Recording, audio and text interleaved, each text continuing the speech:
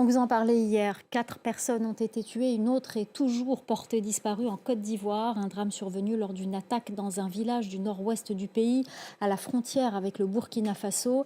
Des moyens aériens ont été déployés pour sécuriser la zone. Les précisions de notre correspondante régionale, Makamara. À Difita, Kelo et Mema, les 3 villages ciblés par l'attaque dans le département de Téini, la vie reprend timidement dans la nuit du dimanche à lundi.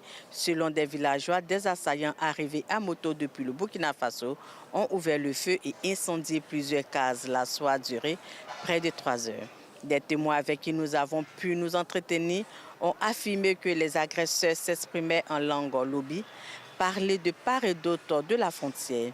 Il y a quelques jours, 6 agents ivoiriens de la direction d'aide et d'assistance aux réfugiés et apatrides en mission dans la région avaient été enlevés par des hommes armés.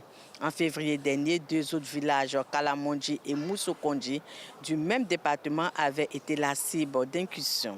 Si ces attaques n'avaient pas fait de victimes, les habitants affirment que ce sont des groupes armés qui occupent depuis cette date leur localité. L'armée ivoirienne a déployé des patrouilles pour sécuriser la zone et rassurer la population. Une enquête est en cours. Aucun groupe n'a pour le moment revendiqué l'attaque. Cette attaque, la plus meurtrière depuis 2021 dans le nord du pays, survient alors que la tension reste vive entre Abidjan et Ouagadougou.